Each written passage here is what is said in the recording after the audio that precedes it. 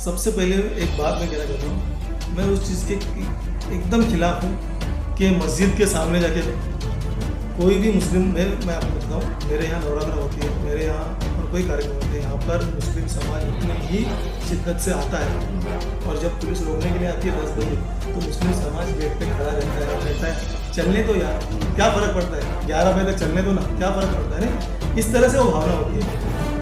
और मेरे भी कुछ दोस्त हैं, उन्होंने कहा कि मंदिर के ऊपर और 10 भोंगे लगे, हमको फर्क नहीं पड़ता। देखो, मुस्लिम समाज का मंदिर पे भोंगे लगने से कोई ऐतराज नहीं है, पर हिंदू समाज का भी जो सालों से चल रहा है उस पर ऐतराज नहीं है।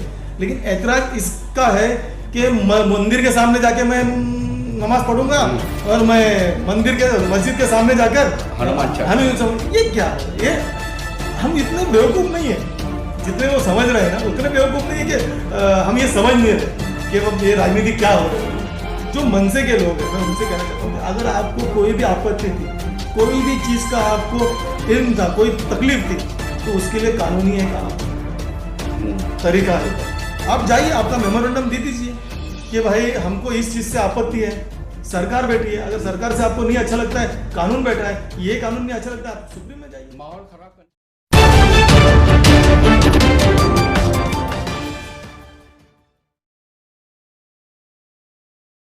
मैं हूं मोइन शेख और आप देख रहे हैं मुमरा टाइम्स।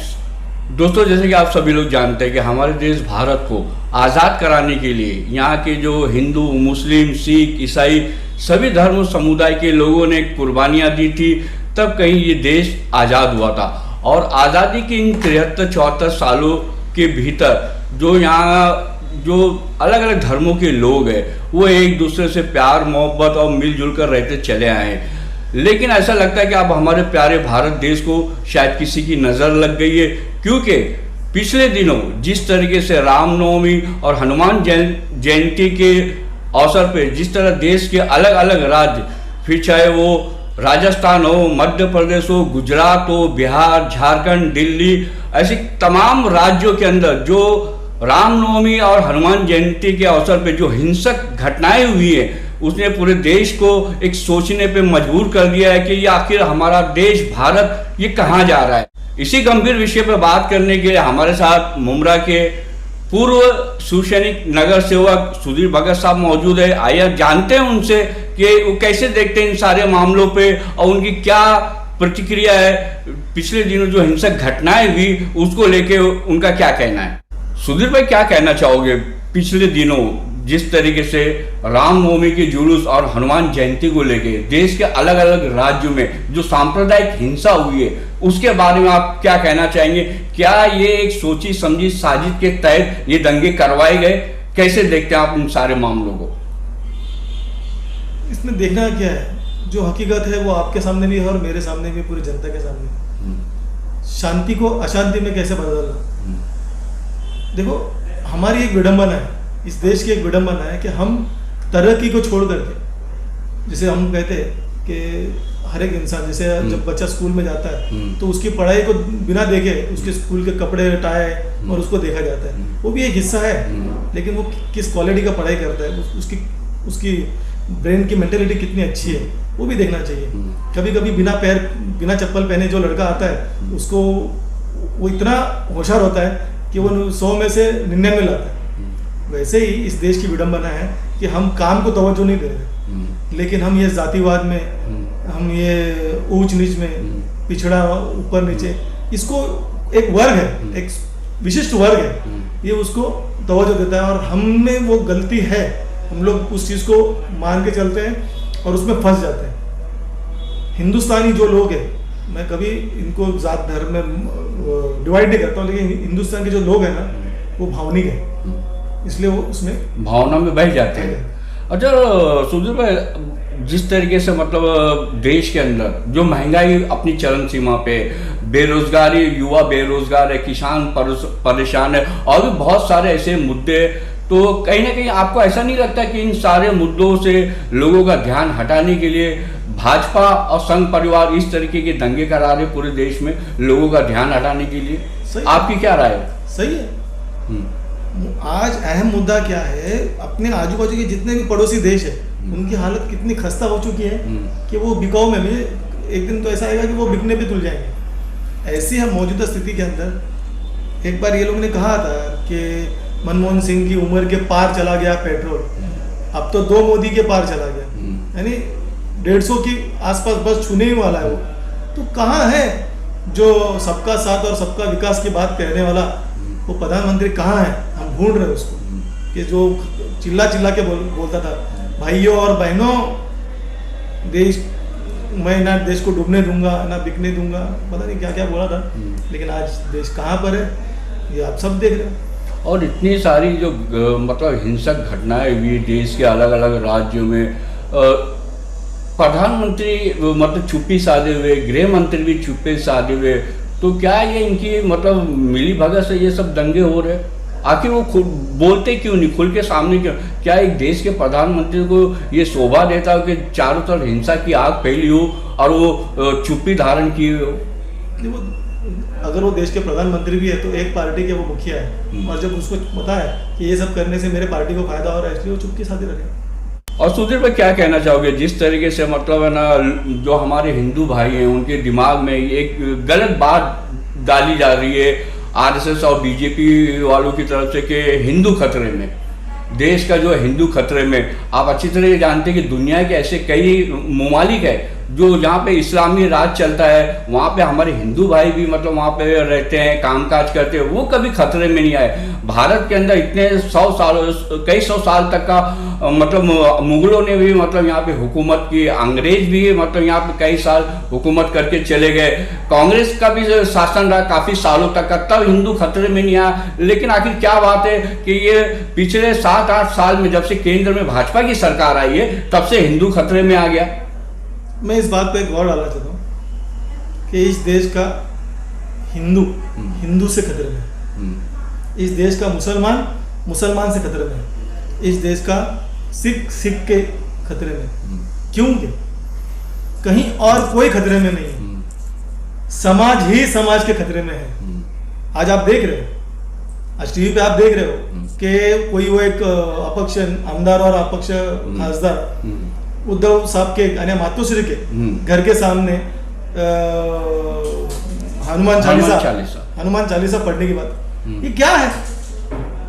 क्या कोई हिंदू समाज के अंदर, मैं आज हिंदू समाज को चैलेंज करना चाहता हूँ, अगर नवनीत राणा और वो जो आमदार है राणा साहब, उनको अगर इतना ही शौक है हनुमान चालीसा पढ़ने का, मंदिर है हमारे बड़े बड़े, हमारा खुद का हनुमान मंदिर है, आप मुमरा में आइए, हम आपका स्वागत करेंगे मंदिर के सामने। देखो मैं 2 चीज से जो अभी ये स्टेटमेंट्स आई है, मैं उस 2 चीज से बहुत खफा हूं कि मस्जिद के सामने जाके हनुमान चालीसा, मैं तो कहता हूं कि हनुमान चालीसा बजाइए, हर मुस्लिम चाहता है कि हनुमान चालीसा बजाइए, आप मंदिर के ऊपर बड़े से बड़े भोंगे लगाएंगे और बजे। देखो मंदिर के ऊपर अगर भोंगे लगे जो लाउड स्पीकर जिसको बोलते हैं हम, और वहां से अगर पठन हो रहा है तो किसी को एतराज नहीं। और सुधीर भाई क्या कहना चाहोगे, जिस तरीके से रामनवमी के दिन मतलब जो यात्रा निकली थी उसमें जो दंगे हुए, जिसमें मुसलमानों के को चुन के मतलब उनको टारगेट किया गया, उनके घरों दुकानों को जलाया गया, लूटा गया और बाद में बुलडोजर भी चलाया गया। ऐसा सिर्फ राजस्थान में नहीं हुआ, मध्य प्रदेश में भी हुआ, वहाँ पे भी बुलडोजर चला मुसलमान एक विशेष समुदाय के घरों और दुकानों के ऊपर। दिल्ली के अंदर भी यही पैटर्न अपनाया गया। तो क्या बीजेपी जो है वो बुलडोजर जो उसका प्रतीक बन चुका है? आपको क्या कहना चाहोगे कि क्या बीजेपी को जो उसका जो निशानी है, सिंबल है कमल, उसको हटा के अब बुलडोजर रख देना चाहिए? वो उनका देखने का सोचने का नजरिया होगा, अगर उन्होंने ऐसे सोच बनाई रही तो वो उनको मुबारक है। लेकिन अभी आपने कहा कि विशिष्ट समुदाय को, मैं थोड़ा सा आपको इस बात पे एक उजागर करना चाहता हूँ कि वहाँ के शायद हिंदुओं के घर पे भी चले, तो मुझे यही बताना है, मैं बताना चाहता हूँ हिंदुओं के घर पे भी बुलडोजर चले, लेकिन ये मैं खास करके एक ठोस करके बताना चाहता हूँ कि मरता कौन है? गरीब आम जनता। बोलने वाला आता है स्टेज के ऊपर बोल के चला जाता है, नीचे लड़ती है आम जनता। मैं आपके माध्यम से आम जनता को ये विनती करना चाहता हूँ कि ये एक सिर्फ पॉलिटिकल गिमिक है, इंग्लिश में उसको कहा था गिमिक, पॉलिटिकल फंडा है, जिससे लोगों को अट्रैक्ट करना, लोगों को अपनी तरफ आकर्षित करना, हिंदू कट्टरपंथ है उनको अलग करना, मुस्लिम कट्टरपंथ है उनको अलग करना, जो मुस्लिम लोगों में एक एलिट वर्ग है, जो बोलते हैं ना एक उच्च दर का वर्ग है, वो अलग हो जाएगा। हिंदुओं में जो वर्ग है जिसको इससे कोई लेना देना, वो अलग। इन सबको बांट करके देखो, राजनीति के अंदर एक शब्द वापरा जाता है, ध्रुवीकरण, मतों का ध्रुवीकरण। ये वो ध्रुवीकरण हो रहा है, बाइफर्केशन ऑफ द वोटर्स। तो ये क्या 2024 का जो लोकसभा चुनाव आने वाला है उसको लेके मतलब इस तरीके के हथकंडे अपनाए जा रहे हैं, देश भर में दंगे कराए जा रहे हैं? जरूर। अगर हम पहले से, हम यानी पॉलिटिशियंस पहले से अगर तैयारी नहीं करेंगे तो उसका रिजल्ट क्या होगा? वही होगा, वन साइडेड एक उनको दिखेगा। लेकिन इसको अब देखो, ये 4 पक्ष या 3 पक्ष मिल करके महाराष्ट्र में सरकार चला रहे, दिल्ली में केजरीवाल सरकार चला रहे। अब तकलीफ तो हो रही है ना, सत्ता हमारी लेकिन खाना कोई और किसी और के सामने परोसा जा रहा है, तो उनको वो तकलीफ हो रही है। और वो तकलीफ का ये जो बोलते हैं ना, खिसियानी बिन्नी खंबा नोचे, तो अब वो जनता को नोच रही है, जनता को खंबा समझ करके वो उनके जानो माल से खेल रही है। और सुधीर भाई क्या कहना चाहोगे, पिछले दिनों जो मनसे प्रमुख है राज ठाकरे साहब, उन्होंने जिस तरीके से अजान और लाउड स्पीकर को लेके एक जनसभा में जो विवादित बयान दिया था, और जो उन्होंने 3 तारीख का जो अल्टीमेटम दिया राज्य सरकार को कि 3 तारीख तक का मस्जिदों पे से लाउड स्पीकर उतर जानी चाहिए, वरना हम सारी मस्जिदों के बाहर हनुमान चालीसा बजाएंगे। तो उसको लेके भी देश में एक तनाव की स्थिति बनी हुई है। और अब तो उन्होंने ईद के दिन एक मूवी बनाई है, जिस तरीके से कश्मीरी फाइल अभी हाल ही के दिनों में रिलीज हुई थी, और जिससे पूरे देश का वातावरण काफी तनावपूर्ण हो गया था। तो वह उसी तरह की फिल्म बनाई है जिसका नाम है अजान और भोंगा। तो उसके बारे में आप क्या कहना चाहोगे कि क्या महाराष्ट्र के अंदर भी मतलब पूरी ये कोशिश की जा रही है कि यहाँ का वातावरण खराब हो, यहाँ पे दंगे हो? इस फिल्म को रिलीज करने का मतलब क्या है? सबसे पहले एक बात मैं कहना चाहता हूँ, मैं उस चीज़ के एकदम खिलाफ हूँ कि मस्जिद के सामने जाके कोई भी मुस्लिम, मैं आपको बताता हूँ, मेरे यहाँ नवरात्रा होती है, मेरे यहाँ और कोई कार्यक्रम होते हैं, यहाँ पर मुस्लिम समाज उतने ही शिद्दत से आता है। और जब पुलिस रोकने के लिए आती है 10 बजे, तो मुस्लिम समाज गेट पे खड़ा रहता है और कहता है चलने तो यार, क्या फ़र्क पड़ता है, 11 बजे तक चलने दो ना, क्या फ़र्क पड़ता है ना। इस तरह से वो भावना होती है। और मेरे अभी कुछ दोस्त हैं, उन्होंने कहा कि मंदिर के ऊपर और 10 भोंगे लगे, हमको फ़र्क नहीं पड़ता। देखो, मुस्लिम समाज का मंदिर पे भोंगे लगने से कोई ऐतराज नहीं है, और हिंदू समाज का भी जो सालों से चल रहा है उस पर ऐतराज नहीं है। लेकिन ऐतराज इसका है कि मंदिर के सामने जाके मैं नमाज पढ़ूंगा और मैं मस्जिद के सामने जाकर हनुमान, ये क्या है? ये हम इतने बेवकूफ़ नहीं है जितने वो समझ रहे हैं ना, उतने बेवकूफ़ नहीं है कि हम ये समझ नहीं रहे कि अब ये राजनीति क्या हो रही है। जो मनसे के लोग हैं, मैं उनसे कहना चाहता हूँ कि अगर आपको कोई भी आपत्ति थी, कोई भी चीज़ का आपको इल्म था, कोई तकलीफ थी, तो उसके लिए कानूनी एक तरीका होता है। आप जाइए, आपका मेमोरेंडम दे दीजिए कि भाई हमको इस चीज़ से आपत्ति है, सरकार बैठी है, अगर सरकार से आपको नहीं अच्छा लगता है, कानून बैठा है, ये कानून नहीं अच्छा लगता है, आप सुप्रीम में जाइए। माहौल खराब करने की क्या जरूरत है? यस, माहौल खराब करने की जरूरत इसलिए थी क्योंकि आने वाले वक्त में महाराष्ट्र के अंदर अशांति फैले और ये लोग उस पर राज्यपाल का शासन लगा दे। यही सब टारगेट किया जा रहा है कि देखो देखो कितनी अशांति, देखो देखो कितनी तकलीफ हो रही है महाराष्ट्र के अंदर लोगों को। इससे हमको, आम जनता को, हम अच्छे खासे अपने मस्त बेगी रमजान के उपवास मना रहे हैं, उसमें हम रहिए, टीवी देखना बंद कर दीजिए। ये लोग क्या बड़बड़ करते हैं इनके ऊपर छोड़ दीजिए। अपने अड़ोस पड़ोस में जो हिंदू भाई है, मुस्लिम भाई है, उनको मिलिए, माहौल अच्छा रहेगा, इनको भूल जाइए। और सुधीर भाई, ये जो हिंदू समाज को मतलब ये कह के उनको वर्गलाया जा रहा है कि हिंदू खतरे में, देश खतरे में, आपको क्या लगता है कौन खतरे में? हिंदू खतरे में, देश खतरे में, या भारत का संविधान खतरे में? मैं तो कहता हूँ कि कोई खतरे में नहीं है।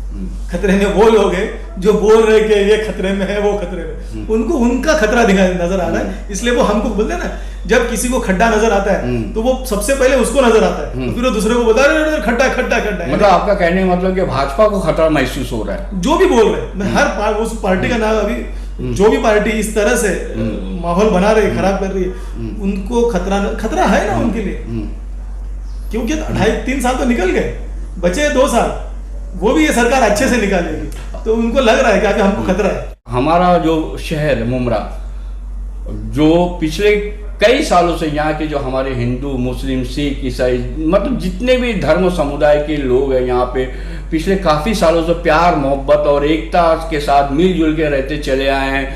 कहीं पे भी कभी कोई ऐसी बात पैदा नहीं मुमरा के अंदर टेंशन वाली। और जिस तरीके से मतलब ये वातावरण फैलाया जा रहा है, मतलब लोगों के दिमाग में नफरत घोली जा रही है, दूरियां पैदा की जा रही है दो धर्मों और समुदाय के बीच में, तो आप मुमरा कौसा के जनता से, वो जनता जो पिछले काफ़ी सालों से एक दूसरे के साथ प्यार मोहब्बत से रहती चली आई है, तो क्या संदेश देना चाहोगे इस नफरत भरे माहौल में?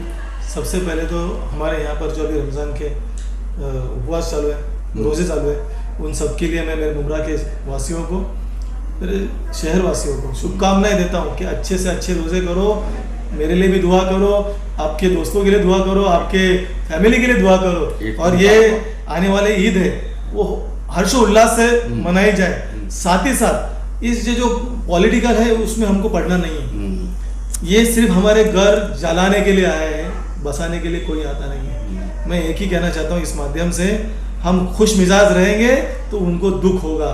तो मुमरा हमेशा खुश मिजाज रहा है और खुश मिजाज रहना चाहिए।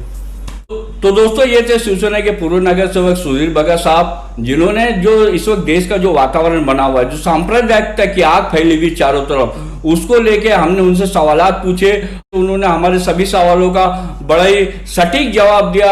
और उनका ये कहना है कि जिस तरीके से मुमरा के अंदर लोग पहले भी रहते चले आए प्यार मोहब्बत के साथ में, इस तरीके से ये प्यार मोहब्बत और भाईचारा यह आगे भी कायम रहेगा। और उन्होंने यहाँ की मुमरा कौसा की जनता से अपील की है कि वो एकता बनाए रखे जैसा वो सदियों से रहते चले आए हैं। और उन्होंने ये उम्मीद जाहिर की है कि आने वाले दिनों के अंदर मतलब ये जो कुछ लोग हैं जो नफरत फैला रहे लोगों के अंदर, उनको मुंह की खानी पड़ेगी, ऐसा उन्होंने उम्मीद जाहिर की है। कैमरामैन रिजवान शेख के साथ मैं मोइन शेख, मुमरा टाइम्स के लिए।